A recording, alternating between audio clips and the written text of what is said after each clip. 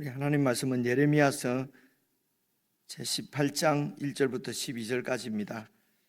구약성경 1079페이지 예레미야서 18장 1절부터 한 말씀씩 저와 여러분이 교독하시겠습니다. 여호와께로부터 예레미야에게 임한 말씀에 이르시되 너는 일어나 토기장이의 집으로 내려가라. 내가 거기에서 내 말을 내게 들려주리라 하시기로 내가 토기장이의 집으로 내려가서 본즉 그가 농로로 일을 하는데 진흙으로 만든 그릇이 토기장이의 손에서 터짐에 그가 그것으로 자기 의견에 좋은 대로 다른 그릇을 만들더라. 그때에 여호와의 말씀이 내게 임하니라. 이르시되 여호와의 말씀이니라. 이스라엘 족속아, 이 토기장이가 하는 것 같이 내가 능히 너희에게 행하지 못하겠느냐? 이스라엘 족속아, 진흙이 토기장이의 손에 있음같이 너희가 내 손에 있느니라.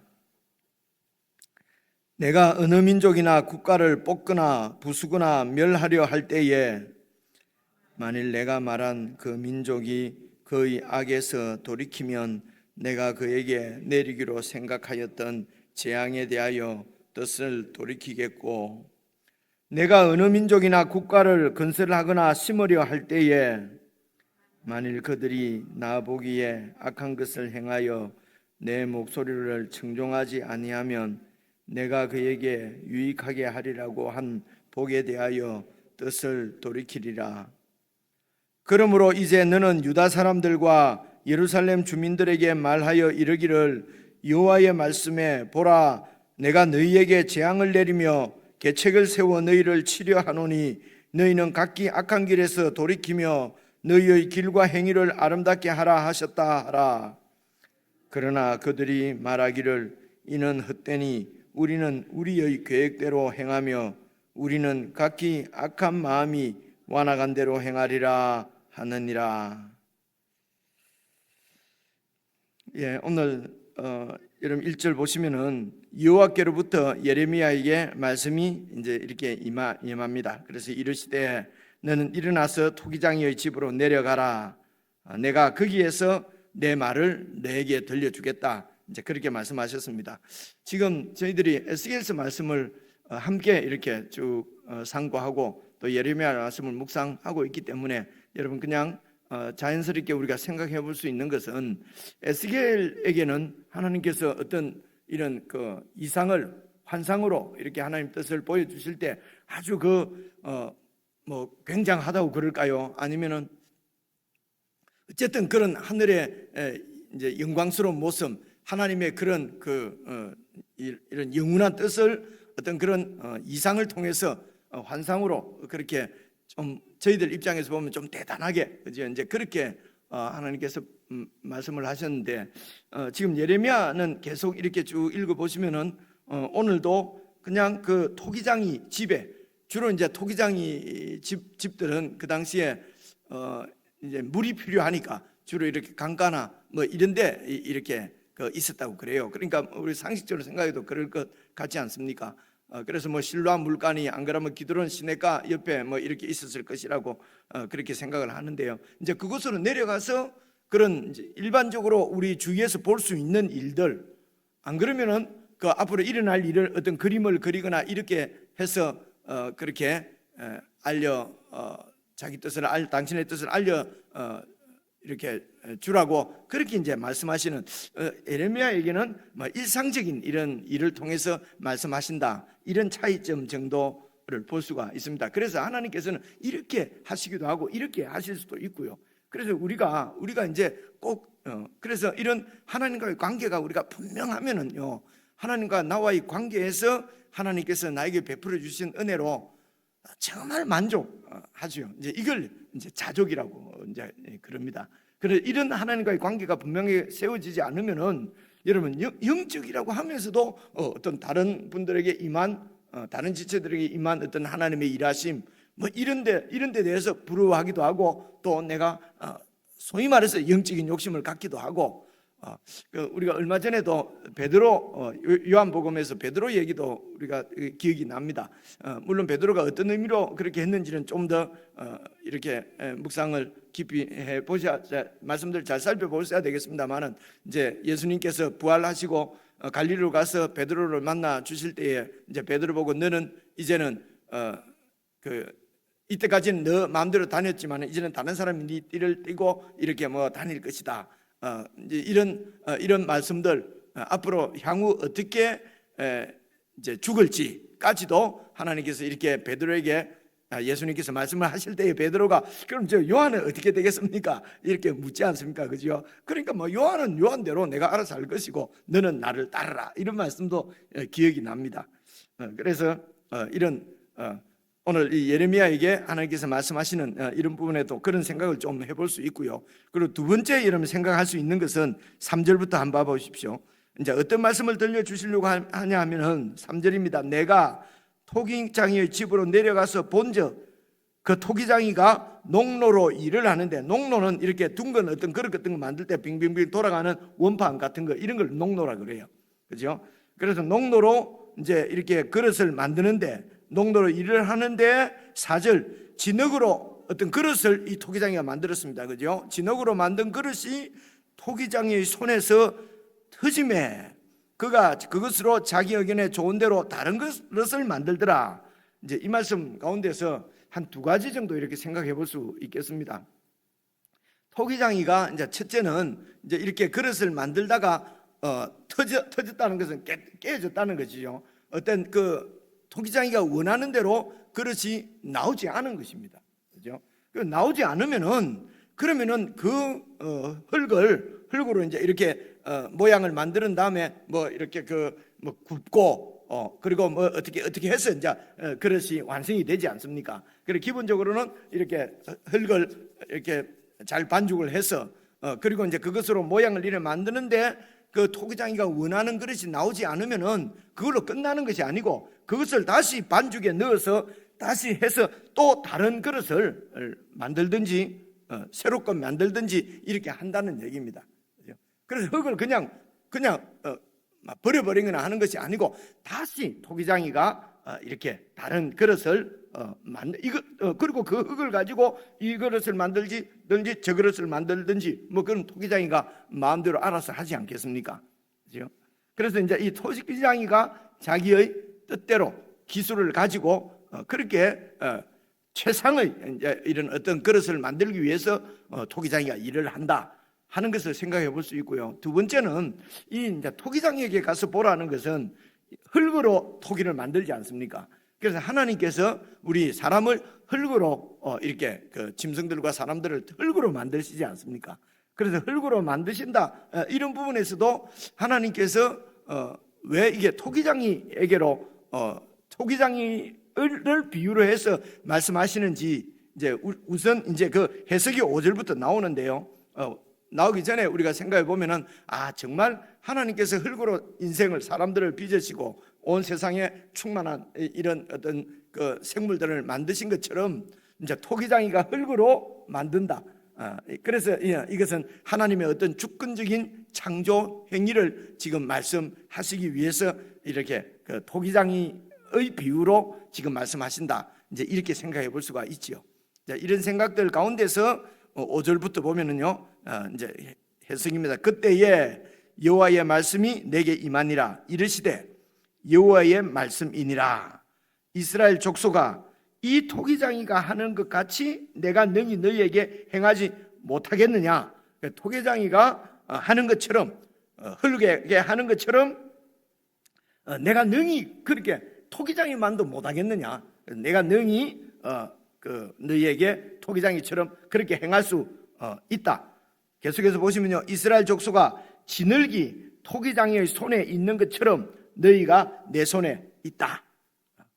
그래, 여기서 이제 내가 토기장이처럼 못하겠느냐. 하나님께서 이 흙을 가지고 결국은 당신이 원하시는 그릇으로 만들어 내신다는 것입니다. 그죠? 이렇게 흙에 만드는 토기가 흠이 있으면은 그것으로 포기하는 것이 아니라 그 토기장이가 포기하지 않는다. 다시 반죽을 해서 또 다른 그릇을 만드는데 그래 처음 만들려고 했던 그릇 아니라 다른 그릇으로 만들 수도 있고, 그죠? 어쨌든 새롭게 다시 만드신다. 내가 너희를 그렇게 못하겠느냐? 하나님이 이스라엘을 반역에도 불구하고 하나님의 뜻을 버리지는 포기하시지는 않으신다. 그죠? 결국은 이렇게. 그래서 하나님이 주권적으로 이 일을 해내신다. 근데 여러분, 토기장이와 토기는 이 흙은 그런 정말 흙은 그러니까 흙은 무생물이죠, 그죠? 그러니까 토기장이가 흙을 마음대로 만드시는 것처럼 하나님께서 그렇게 우리를 토기장이가 흙을 가지고 마음대로 만들듯이, 물론 토기장이도 마음대로 만든다고 해서 무슨 충동적으로 이렇게 이기적으로 어떻게 토기장이는 자기의 유익을 위해서 만들 수가 있어요. 어쨌든 이런 관계보다도 하나님과 이 이스라엘 백성들, 우리들과의 관계는 이런 토기장이와 흙하고의 관계하고는 비교할 수 없는 관계지요. 왜냐하면 하나님께서 우리들을 하나님의 형상, 즉 인격적인 존재로 만드셨다는 것입니다. 흙은 무슨 어떤 반응을 하는 것이 아니죠. 그냥 토기장이가 만드는 대로 만들지만은 이런 인간들은 인격적인 존재이기 때문에 이렇게 반응을 한단 말입니다. 하나님과의 어떤 관계성이 토기장이와 흙과의 관계하고는 완전히 다른 인격적인 관계에 들어가 있는 그런 관계를 맺고 있는 그런 정말 특수한 관계지요. 그래서 하나님께서 주권적으로 당신의 뜻대로 하시지만은 하나님께서 물론 자기 마음대로, 소위 말하는 엿장수 마음대로 그렇게 하시지는 않습니다. 하나님, 그죠?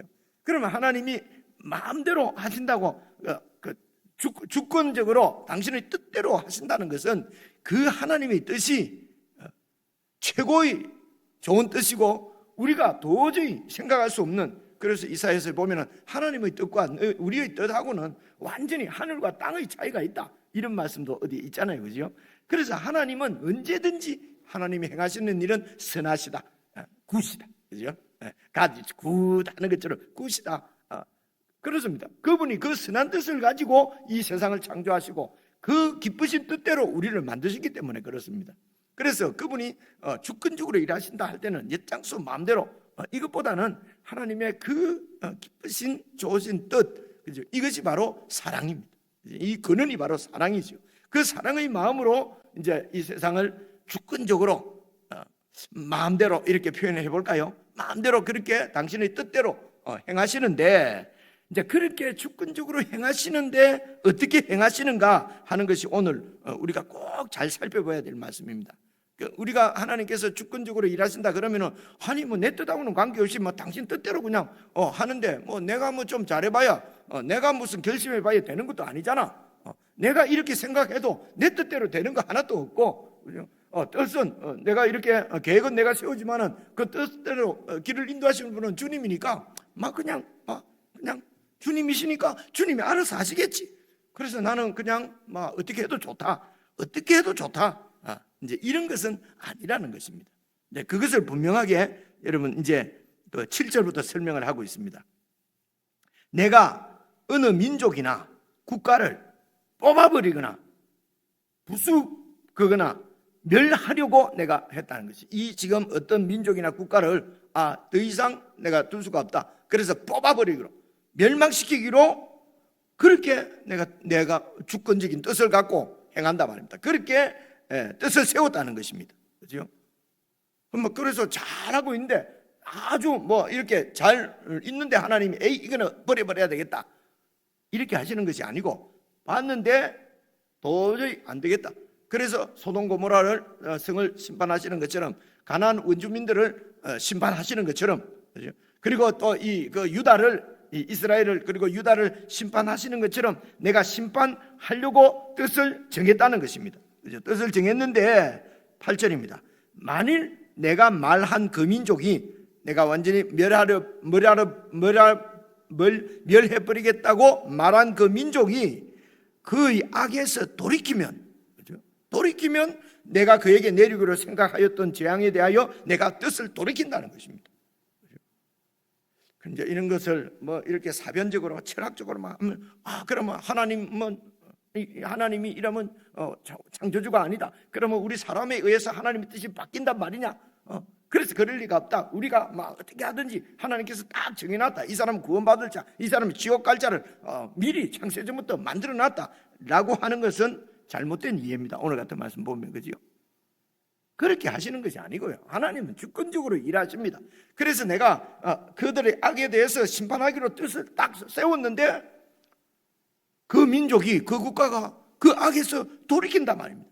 돌이키면 언제든지 내가 그 심판을 철회하고 그들을 구원하실 수 있는 주권적으로 일하시는 분이시라는 것입니다. 그래서 이것이 바로 하나님의 주권을 해하는 것이 아니에요. 이렇게 했기 때문에 하나님이 행하시는 일이 우리 사람에 의해서 결정된다.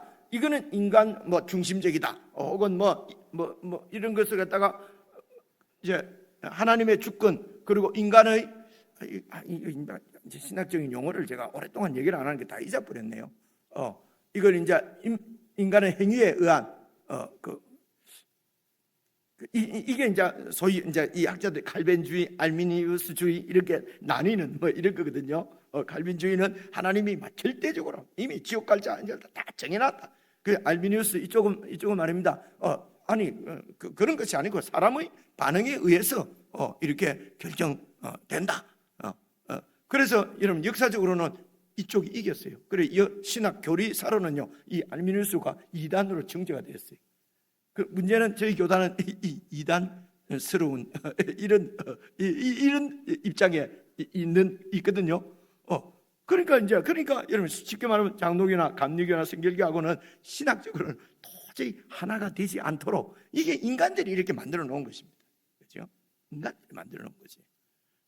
이런 인간들이 만드는 틀에 매여 가지고 서로 정죄하고 형제들끼리 예수 믿는 형제들끼리 서로 다른 교리 때문에 서로 다 속으로 우울감을 갖는 거예요. 우리가 맞다, 칼빈주의가 맞다.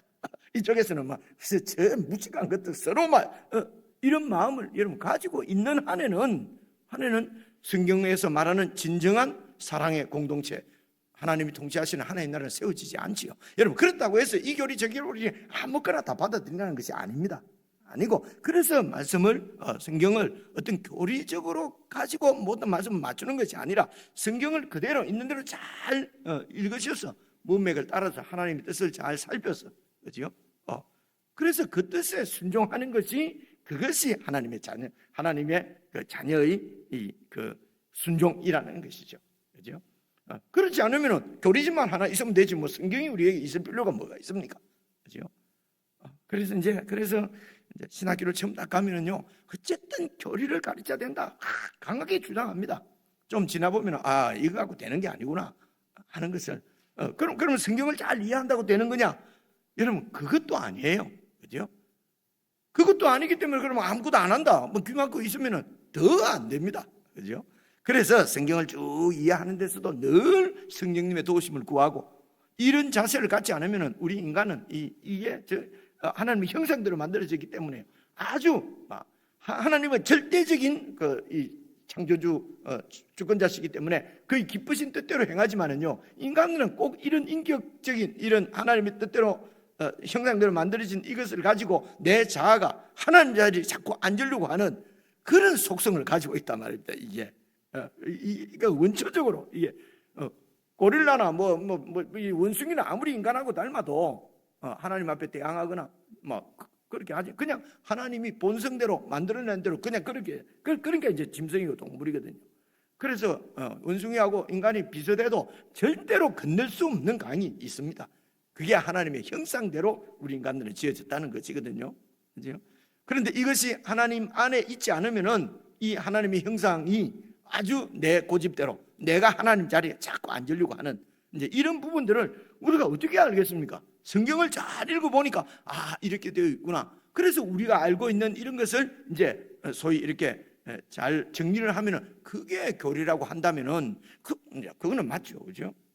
그렇게 해야 되는데 그냥 성경은 덮어놓고 어떤 이런 교리적인 어떤 진술 그것이 신앙의 전부인 것처럼 하면은 실제적으로 현실적으로 아니면 아주 능력 있게 우리 사람을 변화시키시는 하나님의 말씀, 그죠? 그런 말씀의 그런 그 맛을 우리가 경험하기는 조금 어려운 것 같다. 이제 이런 말씀 드립니다. 그래서 오늘 여기서 보면은 주님께서 토기장이 비유 이러면 하나님은 마음대로 엿장수 마음대로부터 먼저 떠오르잖아요, 그죠?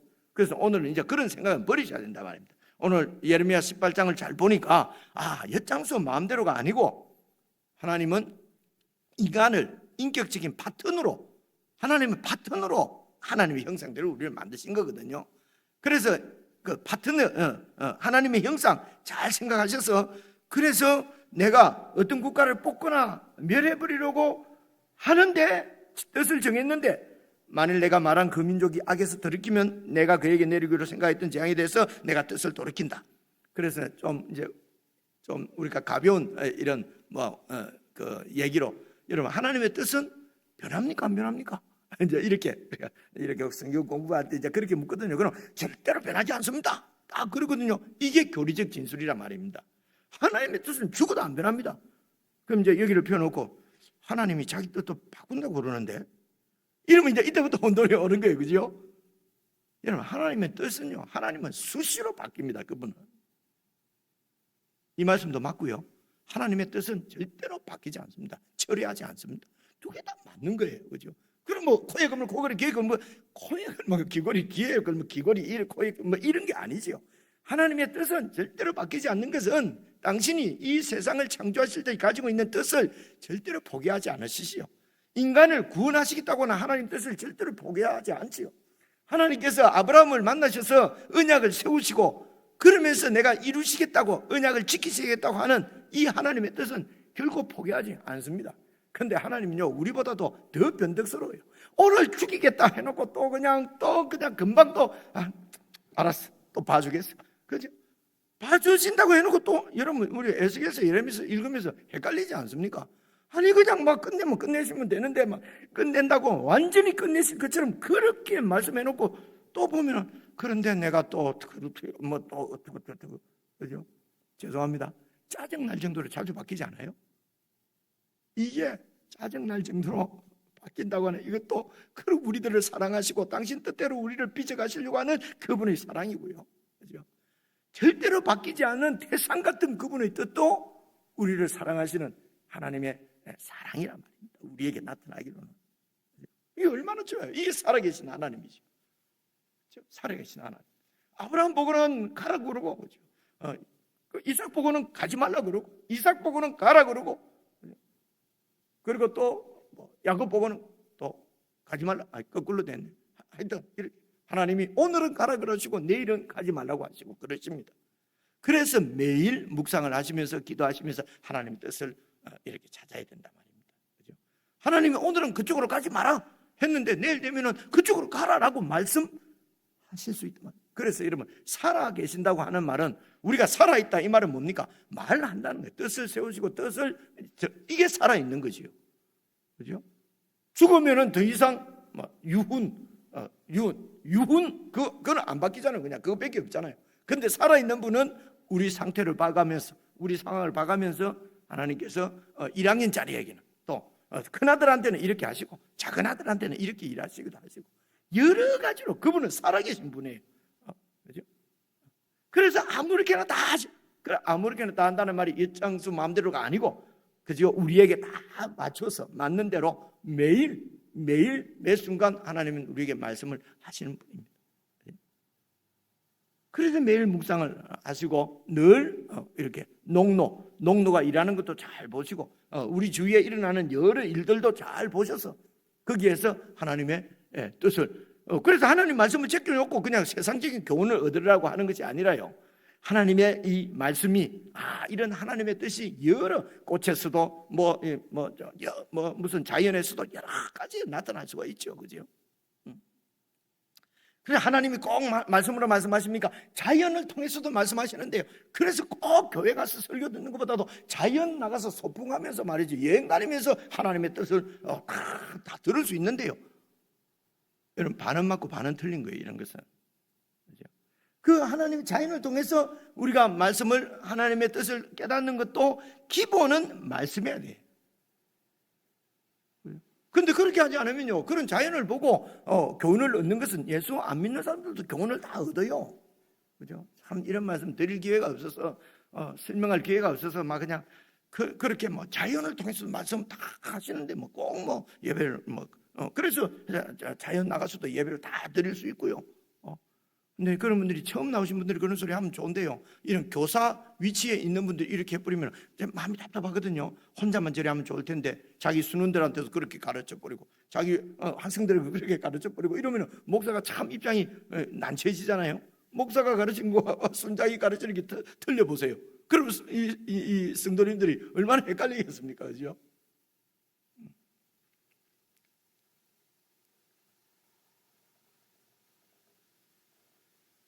그래서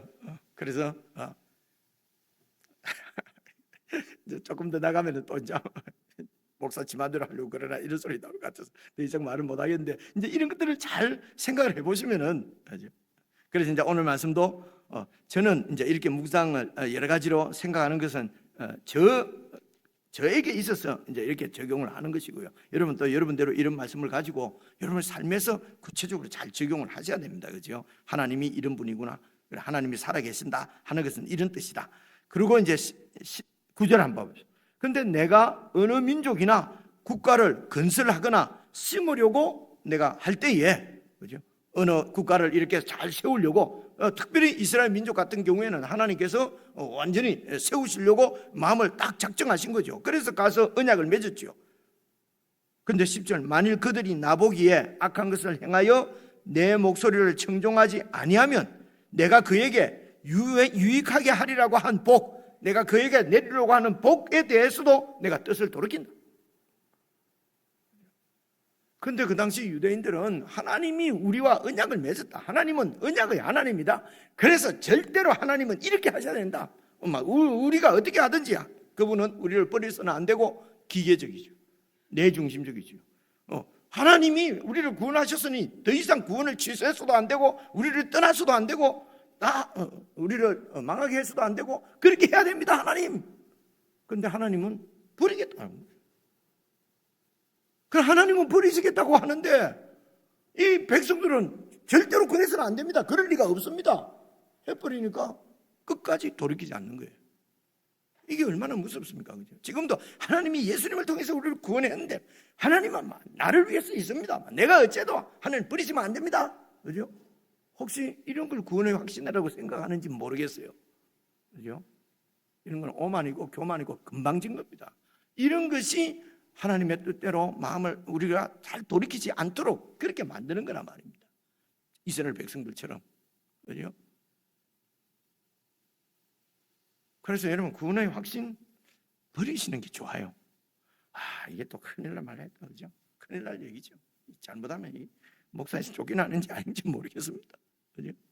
이제 이래갖고 누가 마음 먹고 저를 이단으로 걸어버리면은요, 이제 이 시대에서는 이단이 되는 거예요.